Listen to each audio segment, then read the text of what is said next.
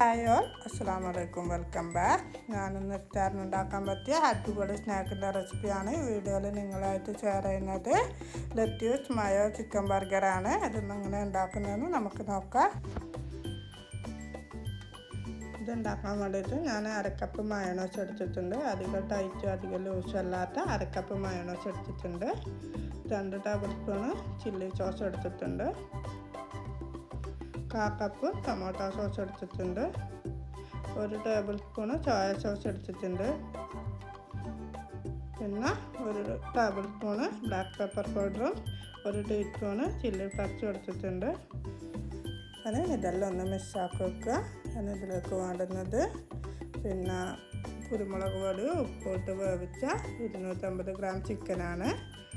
1/2 teaspoon കുരുമുളകും ആവശ്യത്തിനുള്ള ഉപ്പിട്ട് വേവിച്ചിട്ട് 250 ഗ്രാം ചിക്കൻ എടുത്തിട്ടുണ്ട്. 1 സവാള ചെറുങ്ങനെ കട്ട് ചെയ്തെടുത്തിട്ടുണ്ട്. അതുപോലെ തന്നെ 1/2 കപ്പ് കാബേജ് എടുത്തിട്ടുണ്ട്. എല്ലാം ചെറിയ പീസാക്കി കട്ട് ചെയ്യണം. പിന്നെ 1/2 കപ്പ് ക്യാരറ്റ് എടുത്തിട്ടുണ്ട്.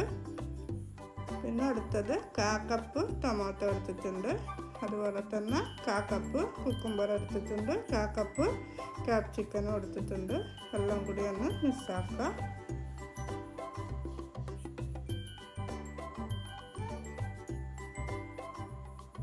ഇനി അതവിടെ മാറ്റി വെച്ചിട്ട് നമുക്ക് പിന്നെ സ്നാക്ക് ഉണ്ടാക്കാനുള്ള ബന്നൊന്ന് ബട്ടർ വെച്ചിട്ട് ചൂടാക്കി എടുക്കുക. ഒരു പാനിൽ കുറച്ച് ബട്ടർ ഇട്ട് കൊടുക്കുക. എന്നിട്ട് അതൊന്ന് മെൽറ്റായിട്ടാകുമ്പോൾ ഈ ബർഗർ ബണ്ണൊക്കെ ഒന്ന് ചൂടാക്കി എടുക്കുക. ജസ്റ്റ് ഒന്ന് ചൂടായാൽ മതി. അങ്ങനെ ഇതിപ്പോൾ നമ്മൾ ചൂടാക്കിടാനൊന്നും ചെയ്യുന്നില്ല.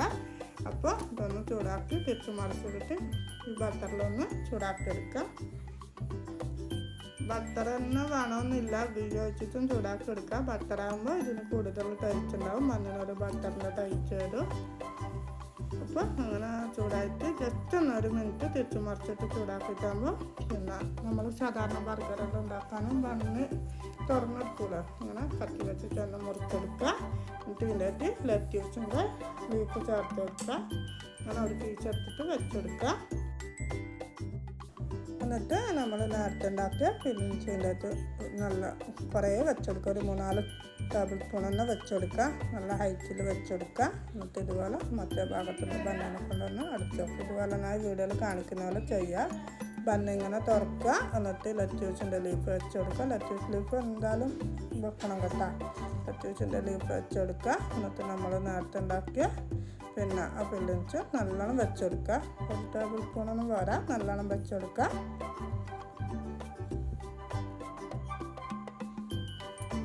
നല്ലോണം ഫില്ലിങ്സ് വെക്കുന്നതുകൊണ്ടാണ് ഇതൊറ്റ ഒരെണ്ണം മതി നമുക്ക് ഇഫ്താറിന് സ്നാക്കായിട്ട് കഴിക്കാനെന്ന് പറയുന്നത്.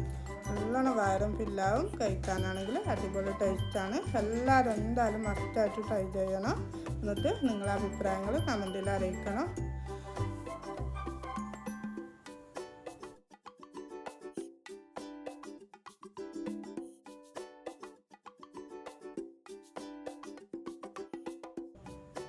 ഇതുപോലെ ടേസ്റ്റ് എന്ന് പറഞ്ഞാൽ എന്തായാലും കുട്ടികൾക്കായാലും മുതിർന്നവർക്കായാലും അതുപോലെ തന്നെ നിങ്ങൾക്ക് ഇഫ്താറിൻ്റെ പാർട്ടിയൊക്കെ ഉണ്ടെങ്കിൽ അതിനൊക്കെ ഉണ്ടാക്കാൻ പറ്റിയ അടിപൊളി ടേസ്റ്റുള്ള ഒരു സ്നാക്കാണ്. എല്ലാവരും മസ്റ്റ് ട്രൈ ചെയ്യുക. ചെറിയ ടൈമിൽ ഉണ്ടാക്കാൻ പറ്റിയ അടിപൊളി സ്നാക്കാണ്. എല്ലാവരും ട്രൈ ചെയ്യുക. ഇന്നത്തെ വീഡിയോ ഞാനിവിടെ വൈൻഡപ്പ് ചെയ്യാണ്. Take care, bye bye.